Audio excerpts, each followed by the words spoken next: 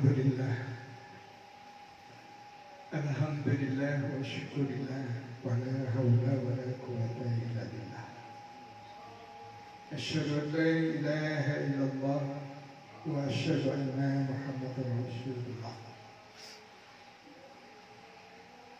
Ikhwati iman, bapak-bapak, ibu-ibu, adik-adik yang dimuliakan Allah.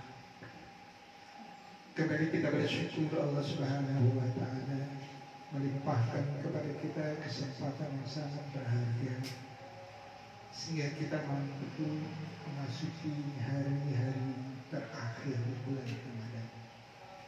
Kita berharap apa yang sudah kita lakukan kita laksanakan menjadi amal soleh, amal yang diterima di sisi Allah. Juga kita berharap kita bisa menjumpai Ramadan di tahun-tahun mendatang. Izinkan pada kesempatan yang sangat berharga saya mengajak ulang sebuah kajian penting untuk kepada diri kita masing-masing. Sebenarnya kalau meminjam bahasa dunia manajemen, Allah menciptakan kita ini planningnya untuk apa sih? Begitu. Di dalam Al-Quran Allah membentangkan Allah yang maha pengasih, maha penyayang menciptakan kita bukan sesuatu yang sangat main-main, bukan. Bayangkan saat dikumpulkan para malaikat, saat Allah menyatakan ini jahilun fil ardi khalifah, sesungguhnya aku akan jadikan khalifah. Apakah cuma Adam sebagai khalifah? Karena yang dikatakan khalifah itu orang yang diberi kewenangan, orang yang diberi amanah, orang yang diberi tanggung jawab untuk mengelola mandatas. Ternyata yang disebut khalifah bukan hanya Adam, tapi kita semua anak cucu. Saya biasanya suka nanya, kita berpacu dalam Al-Quran, boleh tak? Surat apa, ayat berapa? Saat Allah menerangkan, A'udzubillahi minasyaitonir rajim. Wa huwa alladzi ja'alakum khala'ifal ardh wa rafa'a ba'dakum fawqa ba'd darajat liyabluwakum fima atakum inna rabbaka sari'ul iqab wa innahu laghafurur rahim. Dan dialah Allah yang menjadikan kalian khalaif, jamak dari khalifah, mandataris. Allah menguji dengan apa yang Allah anugerahkan kepada kalian. Allah jadikan satu sama lain, yang satu dengan yang lain beberapa derajat tinggi. Ikhwati, tugas khalifah diterangkan oleh Nabi terdahulu kepada umatnya, yakni memberi kemakmuran di dalam kehidupan. Tugasnya memakmurkan. Dengan tugas yang sangat mulia ini, tidak main-main. Dari proses penciptaannya saja, laqad khalaqnal insana fi ahsani taqwim. Pernah nggak ngebayang bagaimana ngejelimetnya mata yang kita miliki? Pernah nggak kita mempelajari tentang mata? Pernah nggak mempelajari tentang lidah? Saat kita merasakan asin ada di mana, manis ada di mana, kecut di mana, asam ada di mana, pernah nggak nyoba-nyoba? Semua itu kita ikut campur nggak? Kalau kita pegang lubang hidung kita begini, yang keambil apa? Upil. Pertanyaannya, untuk apa itu ada? Rambut-rambut yang di hidung itu untuk apa ada? penciptaan yang sangat luar biasa. Maka Allah sindir, apakah kalian tidak berpikir saat manusia diciptakan? Apakah kalian tidak memperhatikan diri kalian? Wa fi anfusikum afala tubsirun. Sebuah keajaiban yang sebenarnya manusia jarang memperhatikan dirinya sendiri. Proses penciptaannya saja. Contoh yang konkret lah, kita punya yang dianugerahkan oleh sesuatu yang nggak pernah berhenti dan kita nggak pernah ngatur. Siapa yang ngatur jantung? Coba kalau dia berhenti istirahat sebentar. Ngatur? Kagak. Ngedip aja ada yang bisa kita atur, ada yang enggak. Berapa kali ngedip sehari? Jarang, itu baru fisik. Maka oleh Allah dikatakan wa fi anfusikum afala tubsirun. Belum lagi yang lain-lainnya. Maka oleh Allah diungkapkan wa in ta'uddu ni'matallah. Jika kalian hitung-hitung karunia Allah, kalian tidak akan mampu. Nah, oleh Allah dianugerahkan apa aja tuh yang paling luar biasa? Petunjuk, dikasih, dianugerahkan Al-Quran. Bagaimana upaya mewujudkan tugas memakmurkan? Kalau bahasa karyawan, menduduki satu jabatan ada pembekalan, ada training. Nabi Adam itu di training. Ada di training, baca aja Al-Quran. Begitu Allah ciptain Adam, apa yang dilakukan oleh Allah kepada Adam? Wa 'allama Adam al-asma'a kullaha. Ente naik pangkat, sebelum naik pangkat tadi udah training dulu, baru dikasih pangkat. Kalau ente nggak di training, artinya ente nggak naik-naik. Gitu loh, itu bahasa orang Betawi dulu. Lu nggak di training, ya lu sih diem aja di situ. Ada pembekalan. Oleh Allah dianugerahkan yang sangat luar biasa, anugerah Allah, pembekalan yang begitu hebat. Allah menyatakan dalam Al-Quran, pertama, ini ayatnya cari nih. Wallahu akhrajakum min butuni ummahatikum la ta'lamuna syai'an. Allah yang mengeluarkan kalian dari rahim ibunda kalian dalam kondisi tidak tahu apa-apa. Nih yang di belakang yang punya pengalaman ngelahirin. Kalau yang di depan kagak pernah ngelahirin. Emang ibu yang ngeluarin anak dari rahim? Bukan. Anak saya tuh 6. 5 dari 6. Saya ikuti proses.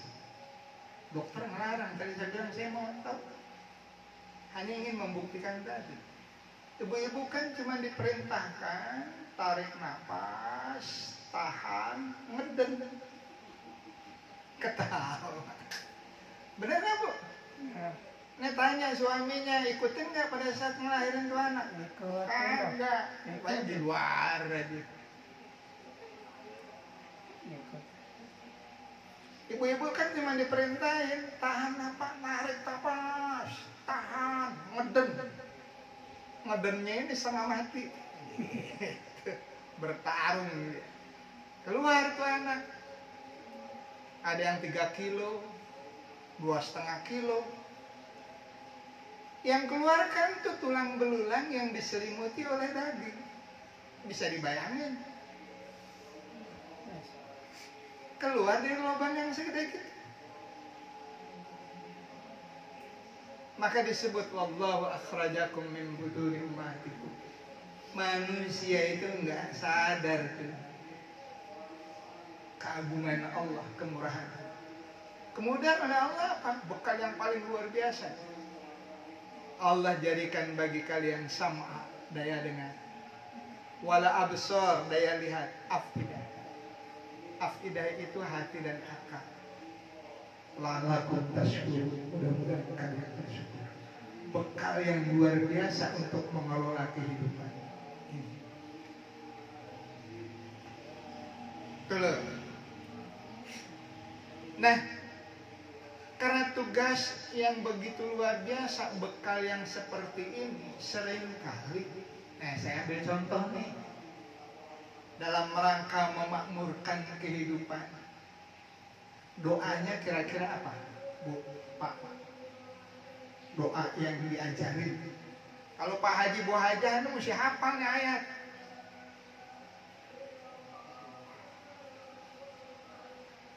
Kan di dalam ayat surat Baqarah disebut apabila kalian sudah menunaikan ibadah haji, gitu kan? Banyaklah kalian zikir kepada Allah sebagaimana kalian banyak mengingat orang-orang tua kalian. Wa minhum, dan sebagian di antara kalian berdoa, Rabbana atina fid dunya wa ma lahum fil akhirati min khalaq. Ya Allah, limpahkan kepada kami kehidupan dunia, tapi urusan akhirat dia mengabaikannya.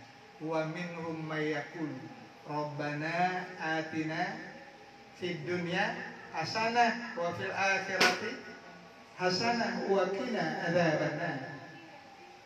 Makanya kalau jamaah haji itu kan doa wajib tuh. Dari mana itu? Ruknul Yamani sampai Hajar Aswad. Rabbana atina fid dunya hasanah wa fil akhirati hasanah wa qina adzabannar. Orang baca doa ini dalam sehari nggak kehitung, bener nggak? Tapi lupa. Kita ulang nih, sederhana kelihatannya, tapi sebenarnya tidak sesederhana yang apa yang kita pikirkan. Artinya apa sih?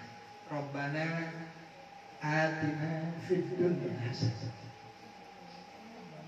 Ya Tuhan kami, limpahkan kepada kami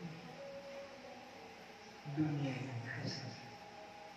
Limpahkan kepada kami akhirat yang hasanah. Wa qina adzabannar. Selamatkan kami dari api neraka.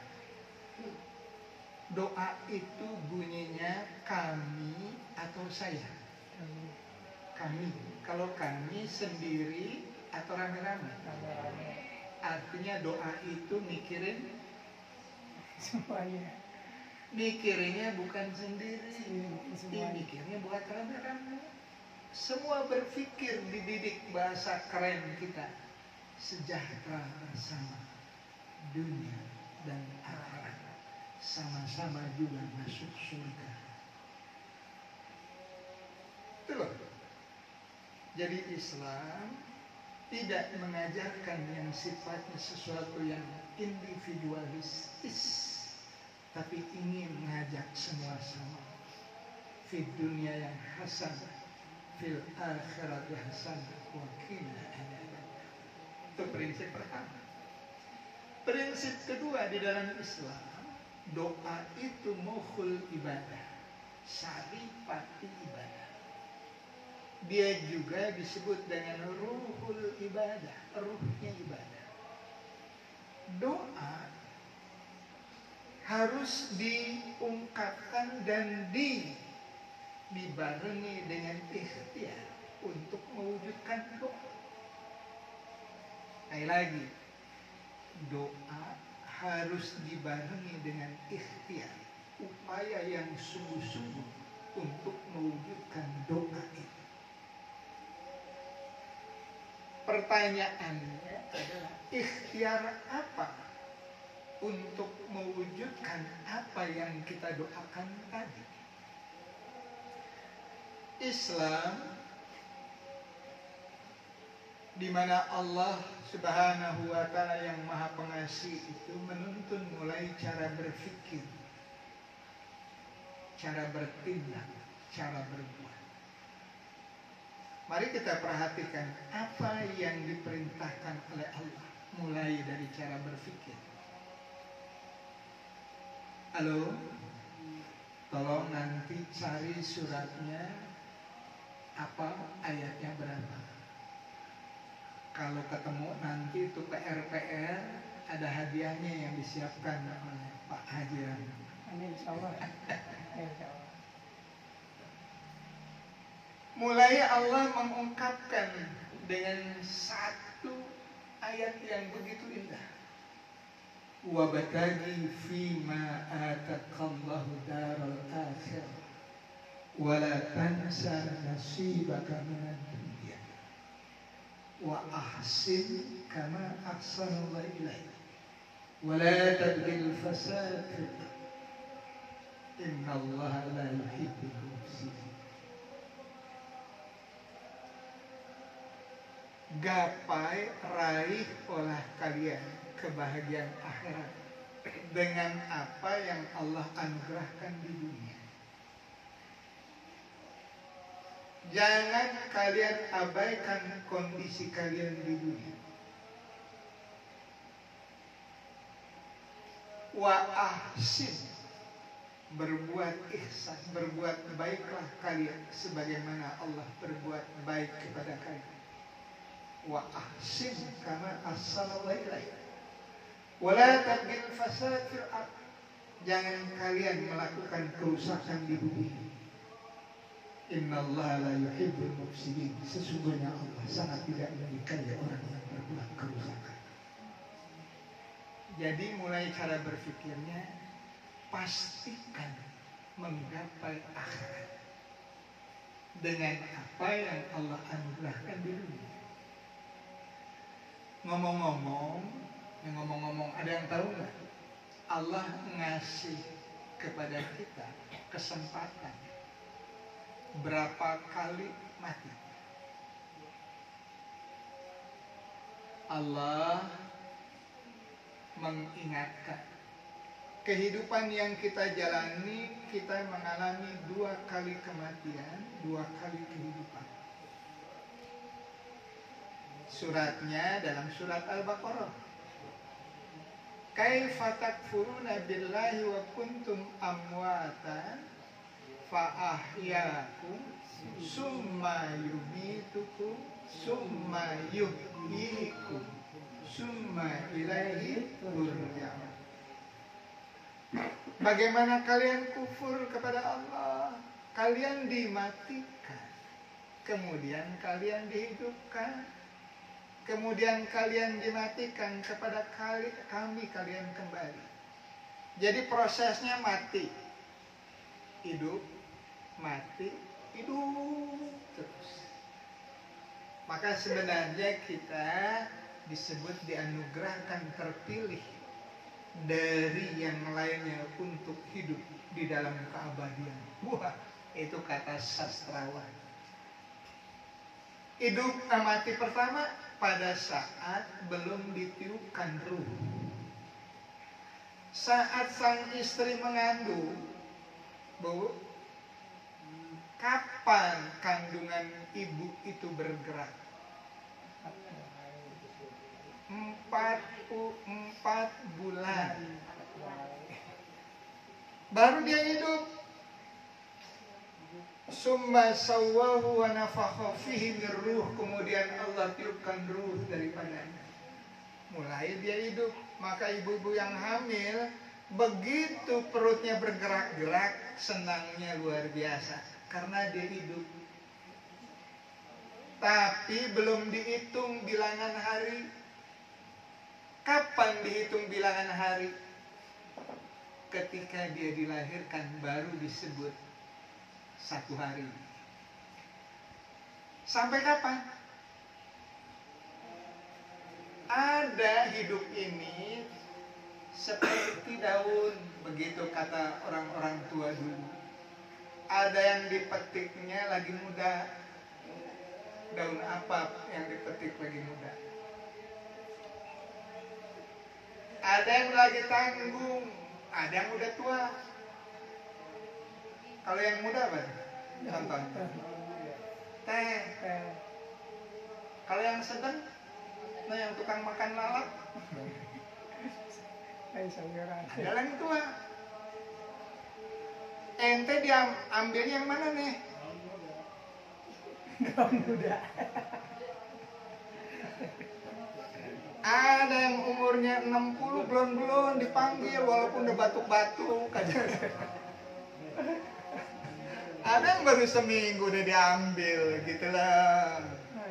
Ada yang udah 80 tahun belum juga diambil, emam di situ, buang di situ. Ente mau yang mana nih? Tuh. Mati berikutnya saat ruhnya berpisah antara ruh dengan jasad. Mati dia. Terus dihidupin lagi. Terus kepada Allah saja kembali.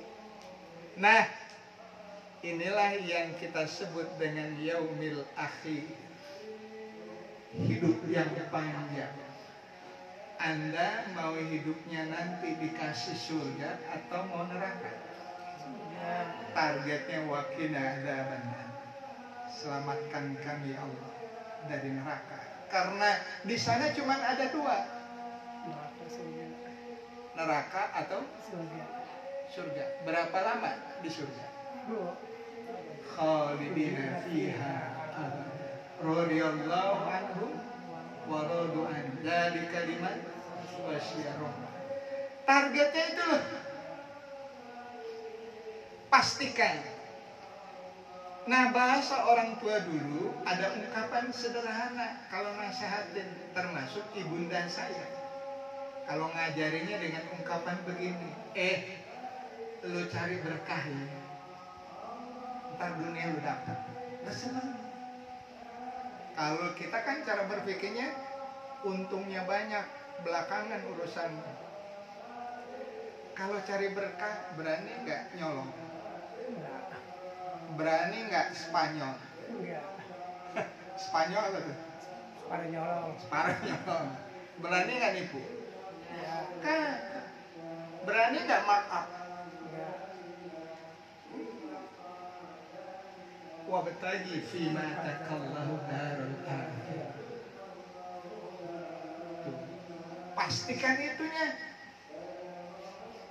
Kalau memastikan ini, insya Allah dunia didapat. Dunia kan paling juga 60 tahun, 70 tahun. Di sana keabadian. Kalau dalam rumusan waktu, apabila diberlakukan dengan aturan perhitungan Allah, 80 tahun enggak lama, paling 2 jam.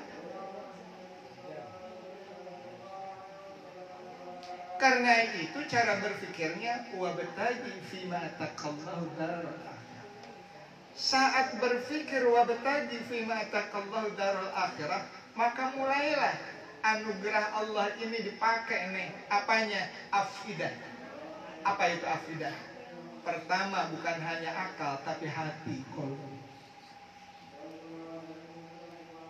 Karena kemungkinan ada di antara kita yang menjadi orang yang disebut muflis.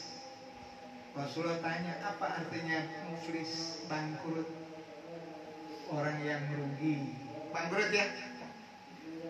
Sebenarnya yang disebut muflis, saat kita berpulang ke rahmatullah, kita menyangka amal ibadah kita banyak. Tapi di yaumiddin, hari pembalasan, hari perhitungan, datanglah manusia-manusia itu kepada Allah. Ya Allah, si fulan telah melakukan kezaliman kepadaku. Begini, begitu, begini. Aku minta keadilan darimu terhadap si fulan. Kalau bahasa tabungan, kan punya buku tabungan kan? Kalau kita nyetor terus, nanam terus, makin tinggi kan saldonya kan. Tapi kalau kita narik nol kan, bisa nggak nol? Bisa nggak kita nol? Bisa. Padahal yang klaim minta keadilan berbondong-bondong tuh manusia. Bangkrut nggak kita? Yang menjadi pembayar menutup kesalahan kita kepada orang lain adalah amal ibadah kita. Tuh. Kalau sadar seperti itu, berani nggak menista orang? Berani nggak nipu orang? Berani nggak ngebodohin orang? Nggak berani. Maka lahirlah kesejahteraan bersama. Karena kehancuran lahir dari keserakahan, penipuan dan segala macam pembohongan. Bangkrutlah. Itulah. Nah, ikhwati iman yang dimuliakan Allah, kira-kira banyak gak manusia-manusia yang bisa bangkrut? Halo? Banyak. Saya khawatir negeri ini para pemimpinnya nggak ada yang masuk surga.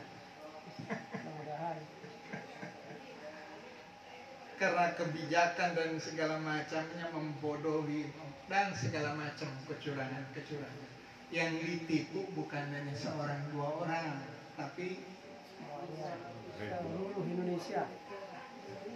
banyak itu.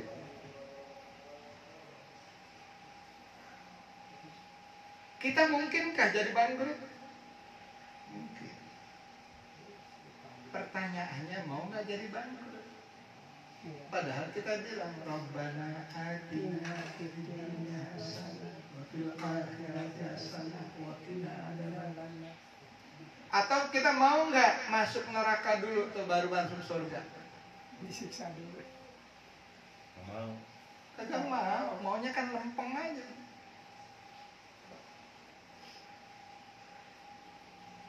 Kalau benar tidak mau, nah di sini untuk mencapai seperti itu memang tidak gampang. Manusia pasti punya musuh. Siapa musuh?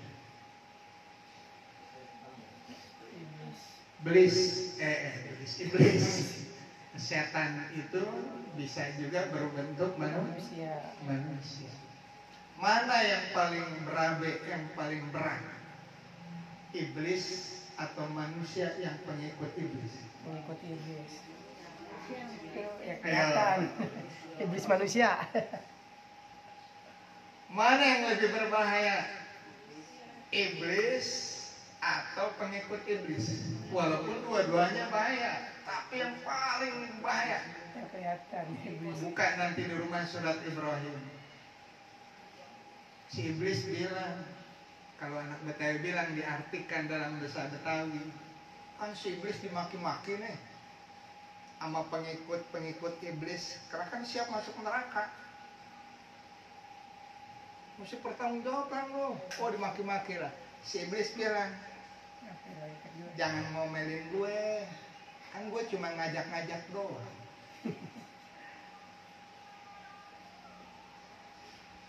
Yang melakukan siapa? Oh, begitu kalau anak Betawi bilang, gue sih cuma ngajak-ngajak doang, yang ngerjain lo pada. Fala talumuni walumu anfusakum. Jangan kalian menghardik aku, mencerca aku. Mencercalah dirimu sendiri. Udahlah, sekarang nafsi-nafsi lagi urusannya. Si iblis tuh. Karena kan si iblis cuma bilang, lu nipu dah. Si iblis nggak nipu, cuma ngajak doang. Yang nipu siapa? Ngikut. Nah, dia punya musuh, kita punya musuh. Apa cara berpikir kita untuk menghancurkan gagal pulang kampung ke surga? Pulang mudik ke surga. Ini bukan karena kebijakan lockdown, bukan. Apa yang menggagalkan kita ke surga? Si iblis itu ngebisikin. Caranya dibikin bertahap. Ada tahapannya. Pertama, tahapannya tuh nganggap remeh. Dalam Al-Quran Allah ngasih tahu, afa bihadzal hadisi antum mudhin. Apa kalian menganggap remeh apa yang dibentangkan oleh Allah di dalam Al-Quran? Anggap remeh. Sesuatu tuh anggap remeh dulu. Ngentengin kalau bahasa kita. Iya, iya, iya. Ngentengin. Alah.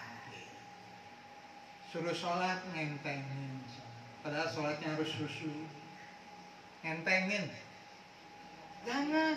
Alah, ntar juga lah, tutup lah. Alah meluluan lah. Nganggap enteng. Kalau udah nganggap enteng, pelan-pelan mulailah dia melanggar. Mulai dia melawan terus. Akhirnya menjadi manusia yang dia masih ngaku beriman, tapi punya sikap nu'minu biba'di wa nakfuru biba'di. Kalau di zaman Musa alaihissalam yang digosok oleh iblis, wah udah hebat tuh, namanya Samiri. Samiri namanya.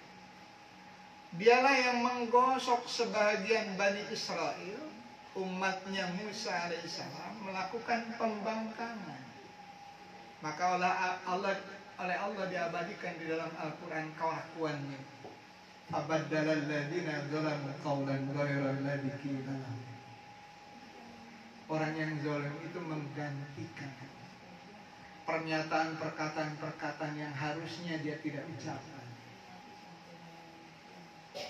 Lahirlah manusia-manusia yang seringkali tukar-tukar, ngebadalin, merubah-rubah aturan-aturan, ketentuan-ketentuan Allah. Tuh. Oleh Allah sudah jauh-jauh hari diperingatkan. Alam tara ilal ladzina baddalu ni'matallahi kufran wa ahallu qaumahum daral bawar. Tidakkah kalian perhatikan manusia-manusia yang menukarkan nikmat Allah dengan kekufuran? Dia membawa bangsanya kepada kebinasaan. Kalau sudah begitu, jangan bermimpi untuk dunia hasanah. Akhirat gagal, dunia juga berantakan. Inilah sebuah proses sampai hari ini dan terus terjadi. Kalau dulu Samiri begitu luar biasa, sekarang Samiri modern yang membisikkan, yang menggaungkan, yang mengiklankan untuk menganggap remeh dan jauh dari ketentuan-ketentuan Allah, dari apa yang diajarkan Muhammad sallallahu alaihi wasallam. Nah, ikhwat iman, ya lebih dari 30 menit. Saya ingin mengingatkan di hari-hari akhir ini hebatnya Ramadan. Maka disebut Ramadan ini saum, ini junah dan bertahan. Kita diasah terus untuk mampu bertahan dari gempuran Samir, temannya iblis. Bertahan. Maka dengan pertahanannya apa? Ibadah yang benar-benar. Bahasanya imanan wahtisab. Makanya Rasul menyatakan man soma Ramadana imanan wahtisab. Man qoma Ramadana imanan wahtisab. Ghufira lahu ma taqaddama min dhanbi. Siapa yang saum, siapa yang sholat imanan wahtisab, penuh dengan keimanan, penuh dengan pemahaman, memahami segala aturan, dan dia taati. Ghufira lahu ma taqaddama min dhanbi. Allah akan menghapuskan segala kesalahan. Inilah yang harus kita tingkatkan terus.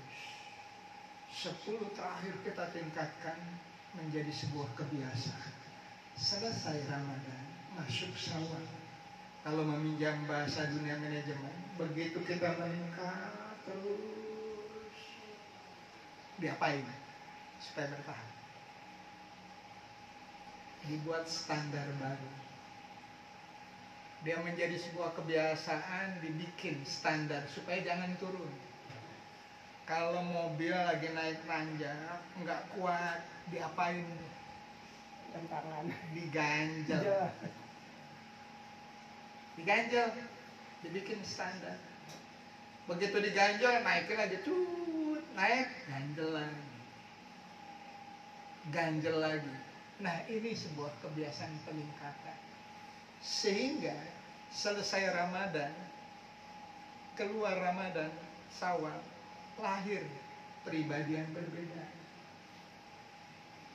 KHP Amin bukan seperti dulu. KHP Amin plus. Gitu. Bang Rame yang sekarang bukan Rame yang dulu. Gitu. Pak Haji Subur bukan Pak Haji Subur yang dulu, yang sekarang nih. Wih, lain. Kualitasnya udah beda. Ente beli barang kualitas ekspor. Padahal kerjanya dalam negeri kan, tapi kualitas kita udah beda. Ini Ramadan berlalu, balik lagi deh. Kacau balau. Gitu. Harusnya begitu. Ini bahasa dunia manajemen. Kebenarannya nggak ngajarin ISO. Itu International Standard Organization. Dia punya standar yang bener bagus hidupnya. Itu. Ini begitu selesai Ramadan, kelakuan jeblok lagi. Kalau kata zaman tukang main kartu, dia jeblok lagi. Kurang bersada tuh. Yang main apa tuh, ular tangga tuh, ya dia turun lagi. Gitu. Suka main kan ular tangga kan? Dia turun lagi, naik lagi, capek deh kan gitu. Jadi nggak sampai gitu. Jadi mudah-mudahan kita semua nih di akhir ini menjadi standar-standar yang baru. Dengan demikian insya Allah di dunia sana pasti kelihatan, fil akhirati hasanah wa qina adzabannar. Maka kemakmuran pun akan tercapai. Demikian ikhwati iman. Mudah-mudahan ada manfaatnya. Amin. Mohon maaf jika dalam uraian ini ada sesuatu yang kurang. Kepada Allah juga kita mohon maaf. Rabbana taqabbal du'a innaka antas samiul alim. Rabbana innaka antat tawwabur rahim.